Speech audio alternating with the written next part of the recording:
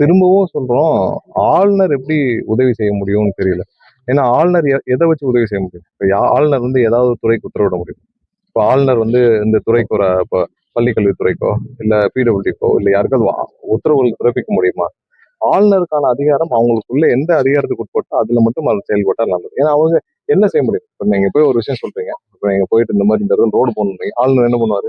Highways டிபார்ட்மெண்ட்டுக்கு road போடுங்க tender விடுவாரா? இல்ல டெண்டர் கால்ஃபர் பண்ணுவாரா? இல்ல அவரே போய் பட்ஜெட் அவுட் இருக்கா போய் ரோடு போடுவாரா?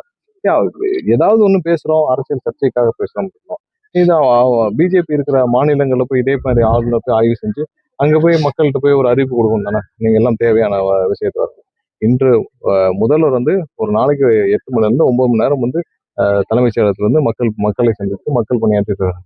என்ன பிரச்சனைனா பிரச்சனையை இது பண்ணுமே தவிர்த்து நீங்க தேவையில்லாமல் ஒரு சர்ச்சைக்காக அரசியலுக்காக ஆளுநர் தேவையில்லாமல் தலையிடுவது அவருக்கான அந்த அதிகாரம் கிடையாது. மீண்டும் சொல்றேன், அதுக்கான அதிகாரம் கிடையாது. ஸோ இதுல தலையிடுறதும் நல்ல விஷயமா இருக்கும். எங்கேயுமே அந்த மாதிரியான நிகழ்வுகள் இல்லை. யாரும் அந்த மாதிரி வாங்கவும் இல்லை. முதல் முறையாக வந்து தமிழக வெட்டுக்கழக அரசு பொறுப்பேற்றவுடன் அனைத்து இடங்களும் அந்த பொறுப்புகள் நிரப்பப்பட்டு வருது. எல்லாமே பியூர் மெரிட் பேசிஸ் தான் வருது. இப்ப அடுத்த 6 மாசத்துக்கு டெம்பரரி பேசிஸ்ல அனைவரும் நியமிக்கப்பட போறாங்க. டெம்பரரி தான் நியமிக்கப்படுறோம். கண்டிப்பா எல்லாரும் நேர்மையாக நியாயமாக மக்களுக்காக பணியாற்றுவதற்காக தான். ஸோ அதுல ஏதாவது குறைபாடு இருக்கும் பட்சத்துல மீண்டும் செலெக்ஷன் ப்ராசஸ், அதாவது எப்படி உயர்நீதிமன்றம் உச்சநீதிமன்றம் வழிகாட்டிருக்கோ டிஸ்ட்ரிக்ட் லெவல்ல, ஸோ அந்த செலெக்ஷன் ப்ராசஸ் போய் திரும்ப வரும். ஸோ அதனால இப்போ பண்றதும் டெம்பரரி செலெக்ஷன் தான். தற்காலிகமாக தான் இப்போ வந்து நியமனம் நடைபெற போகுது.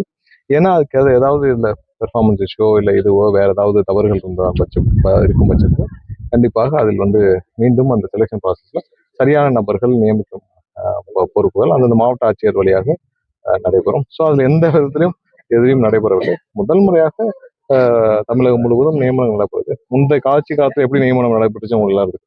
எல்லாம் வெளிப்படையாக எல்லாத்துக்கும் வந்து ஏலம் விடாத குறையாக நடைபெற்று அந்த மாதிரி எந்த இதுவும் கிடையாது. ஸோ நேர்மையாக நியாயமாக பியூர் மெரிட் பேசிஸ் தான் நடந்துட்டு. இந்த மாதிரி எந்த இதுவும் கிடையாது. அதனாலதான் வந்து இப்போ மொத்தமாக ஒரே ஷாட்ல ஒரு ஒரு 800 பொறுப்புகள் நியமிக்கப்படுற காரணத்தினால்தான் டெம்பரரியா போட்டோம். ஸோ ஏதாவது ஒரு ஒரு ஒரு இடத்துல சிறு குறைபாடுகள் இருந்தாலும் அதை நிவர்த்தி செய்யும் விதமாக டெம்பரரியா தான் நியமிக்கப்பட போறார்கள். நயினா நாகேந்திரன் வந்து ஆளுநர்கிட்ட குற்றச்சாட்டு தெரிவிச்சிருக்காரு. கூட்டணி கட்சி விஸ்வநாதன் பற்றியும் அவை அமைச்சர்களை பற்றியும் கட்சியில வந்து அதிகமா குற்றங்கள் நடக்குது. அந்த கூட்டங்களையும் வச்சு இல்ல இன்னைக்கு பாத்தீங்கன்னா வரிசையா திமுக, அதிமுக, பாரதிய ஜனதா கட்சி வரிசையாக ஆளுநரை சந்திக்கிறார். ஆளுநரும் ஆய்வு செய்துங்கிறார். ஸோ இன்னைக்கு வந்து திமுகவும் அதிமுகவும் பாரதிய ஜனதா கட்சியும் ஒரே நேர்கோட்டில் ஒரே குறிக்கோளோட ஒன்றாக பயணிக்கிறார்கள். அது ஒண்ணுதான் வெளிப்படையா தெரியுது. ஸோ இவர்கள் எல்லாம் வந்து எல்லாம் சேர்ந்து கூட்டு சேர்ந்து எங்களுடைய எம்எல்ஏக்களை பர்ச்சேஸ் பண்ணணும்னு நினைச்சாங்க. அது நடக்கல. ஏன்னா அது நடக்காத பட்சத்தில் இன்னைக்கு வந்து எல்லாரும் சென்று ஆளுநரிடம் முறையிடுறோம். இல்ல ஆளுநரை முன்னாடி இருந்து இயக்குவதை திமுகவும் அதிமுகவும் பின்னாடி இருந்து செஞ்சுட்டு இருக்கு. என்ன வேணாலும் செய்யட்டும். கண்டிப்பா இது மக்களால் தேர்ந்தெடுக்கப்பட்ட இதுல யாரும் எந்த விதத்திலும் இந்த அரசுகளை தொந்தரவு செய்ய முடியாது. அனிதா ராதாகிருஷ்ணன் கைது வந்து 10ஆம் தேதி வந்து ஆஜராகிறேன்னு சொன்ன பிறகும் கைது பண்ணியிருக்காங்க. 10ஆம் தேதி ஆகல. அது சட்டப்பூர்வமா அவங்களுக்கான முன்ஜாமீன் கேன்சல் ஆன பிறகு அரசு தானே அது. இந்த மாதிரியான பேசக்கூடிய நபர்கள் தேவையில்லாமல் பொது அமைதிக்கு தானே குந்தம் விளைவு. அனிதா ராதாகிருஷ்ணன் மாதிரி ஆட்கள் பொது இடத்துல உட்காந்து தேவையில்லாம பேசினா பொது அமைதிக்கு தானே குந்தம் விளைவு. பொதுல இந்த மாதிரி யாராவது பேச அனுமதிக்க முடியும்? பொதுல யாராவது மைக்க பிடிச்சிட்டு உங்களுக்கு தோன்றலாம் பேச முடியுமா? அது பொதுவான இடத்துல மக்கள் அனைவரும் எங்களுடைய கட்சியினர் அனைவரும் பொது அமைதிக்கு தேவையில்லாமல் மக்கள் அனைவரும் தேவையில்லாமல் டிஸ்டர்ப் ஆகிறாங்க. அந்த மாதிரி நபர்கள் பொதுவாக அந்த மாதிரி இருக்கும் பட்சத்தில் காவல்துறை அதோடைய அவங்க ப்ராசஸ்ல என்ன செய்யணுமோ அவங்க கண்டிப்பா செய்யறாங்க. அமைச்சர்கள் வந்து பொது இடத்துல இந்த மாதிரி பேசுறாங்க. அவங்க யாருமே எங்கேயுமே வரம்பையோ தவறாகவோ எதுவும் பேசலையே. எல்லாம் என்ன திமுக என்ன செஞ்சது, திமுக எவ்வளவு தவறு செஞ்சது, திமுக தலைவர் என்ன தவறு செஞ்சாரு, அவங்க உதயநிதி என்ன செஞ்சாரு, அவங்க மாப்பிள்ள என்ன செஞ்சாருன்னு சொல்றான். அவங்க ஒன்றும் தப்பா எதுவும் சொல்லி தவறாக தனிநபர் விமர்சனமோ இல்ல அவர்கள் குடும்பத்தினர் பற்றியோ இல்ல ஒருமையிலோ இல்ல யாரையுமே அந்த மாதிரி பேசலையே. அவருக்கு அவங்க அரசு அவங்க அரசாக இருந்து அவங்க இப்ப 7 வருஷம் அவங்க செஞ்ச துரோகங்கள் தமிழ்நாட்டுக்கு இந்த தீய சக்தின்னு ஏன் சொல்றாங்கன்னு சொல்றா நாங்க சொல்றோம். இதுல என்ன தப்பு இருக்கு? திருமங்கலம் தொகுதிக்கு 2 பிரச்சனை சார். ரயில்வே மேம்பாலம் வந்துருச்சு. வெளியூர் பஸ் ஸ்டாண்ட் இல்லாம கிட்டத்தட்ட ரொம்ப நாள் சிரமப்படுறாங்க. நிறைய கோரிக்கையும் வைக்கிறாங்க. கடந்த முறை இந்த அரசு திருமங்கலம் சட்டமன்ற தொகுதிக்கு தேவையான என்னென்ன தேவைன்றதை ஏற்கனவே எடுத்துட்டு போய் கலெக்ட் பண்ணி நாங்க கண்டிப்பா முதல்வர்கிட்ட கொடுத்துருக்கோம். என்னென்ன ப்ரையாரிட்டியோ அது கண்டிப்பா அதுக்கு முன்னுரிமை கொடுத்து செய்வோம். இப்போ வரப்போற பட்ஜெட் வந்து மக்களுக்கு கண்டிப்பா சரி செய்யணும். ஏன்னா இதுல பட்ஜெட்ல பெரிய சேலஞ்ச் என்னன்னா நம்ம நிதிநிலையை சரியாக பயன்படுத்த வேண்டிய கட்டாயம் இருக்கு. போன அரசு எவ்வளவு எல்லா நிதி ஆதாரங்களையும் காலி செய்து விட்டு போயிருக்காங்க. ஸோ நிதி நிலைமையை சரியாக பயன்படுத்த வேண்டும். எல்லா இடத்துலையும் எல்லா துறைகளிலும் சீராக்க வேண்டிய கட்டாயம் இருக்கு. நிறைய ஆராய்ந்து தான் முதல்வர் வந்து பல வழிகாட்டுதலின் பேர்ல இந்த பட்ஜெட் தயாரிக்கப்படும் பணிகள் முதல்வருடைய ஆலோசனை பேர்ல வந்து பார்ப்போம். கண்டிப்பா மக்கள் காவல்துறை மிரட்டி தாவைகளை இணை சொல்ல சொல்லி அவர் அதுக்கு நாங்க தெளிவா நேத்தே சொல்லி அவர் அனிதா ராதாகிருஷ்ணன் வந்து பழனிக்கே பால் காவடி எடுத்தாலும் நம்ம தமிழக வெற்றி கழகத்துல சேர்க்க முடியாது. அவரை சுத்தி சுத்தி காலில் விழுந்து கதறினாலும் தமிழக வெற்றி கழகத்தில் சேர்த்துக் கொள்ள மாட்டோம். அவரை மாதிரியான நபர்கள் இந்த தமிழக வெற்றி கழகத்தில் என்றைக்கும் நுழைய முடியாது.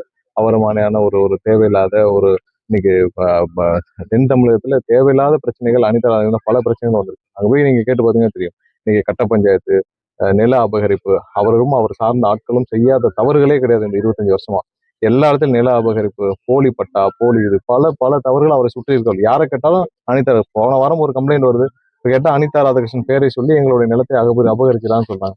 அப்படி இன்னைக்கு எப்படி நடக்குதுன்னா, இப்ப இவர்கள் ஆட்சியில் இருந்த காலங்கள்ல என்னென்ன செஞ்சிருப்பாங்க. அதுதான் வந்து இவர் சுத்தி அவரையும் அவர் சுத்தி இருக்கிற ஆட்களும் அவர்கள் செய்யாத கட்ட பஞ்சாயத்து கிடையாது. அப்போ ஊர்ல போய் திருச்செந்தூர்ல, திருநெல்வேலியில, தூத்துக்குடியில போய் கேட்டு பாருங்க. அவரை பத்தி என்னன்னு சொல்றாங்கன்னு. கண்டிப்பா சட்டம் அதுக்கு என்ன சட்டப்பூர்வமா செய்யணுமோ சரி. நமக்கு என்ன தெரியாதா என்ன அனிதா ராதாகிருஷ்ணன் அவ்வளவு பெரிய யோகியரா என்ன? இல்ல அவர் வந்து ஒன்லி மக்கள் தொண்டு தான் செஞ்சுட்டு இருந்தாரா?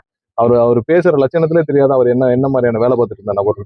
இவ்வளவு நாள் ஏன் அவரை பேசாம வச்சிருந்தாங்க? அவர் இதுக்கு முன்னாடி பேசி பார்த்திருக்கீங்களா? அவர் அமைச்சராக இருந்தப்ப போய் பேசி பார்த்திருக்கீங்களா? அவர் அமைச்சர் வந்து வாயை திறக்க மாட்டார். ஏன்னா வாயை திறந்தா இருக்கிற ஓட்டும் போயிடும், யாரும் வாயை திறக்க வச்சிருப்பாங்க. இன்னைக்கே இந்த மாதிரி ஆட்களே வாயை திறக்கிறது பேச வர்றாங்க. அவரு பரந்தாமனுக்கு சீட்டே கொடுக்கல. பரந்தாமன் வேலை பார்த்த லட்சணத்துக்கு பரந்தாமனுக்கு அந்த கட்சியில சீட்டே கொடுக்கல. அப்ப சீட்டே கொடுக்காத நபர் இன்னைக்கும் பேச வைக்கிறாங்க.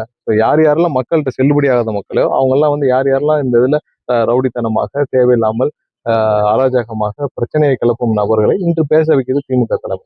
எல்லா ஆட்சியில் இருக்கிறப்ப சேகர்பாபு வச்சு ஆப்ரேட் பண்ணுவாங்க, ஆட்சியில் இல்லாதப்ப பரந்தாமனை வச்சு பேச விடுவாங்க. ஸோ இதான் அவங்களுடைய லட்சம். அதெல்லாம் ஒன்றும் அசர போறது. திருமங்கலம் பிரதான கலைவர் வந்து கடம்படை பகுதி வரைக்கும் இது வரைக்கும்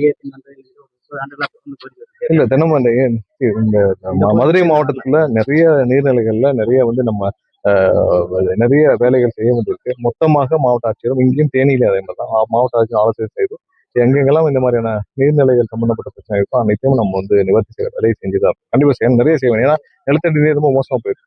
அதை சரி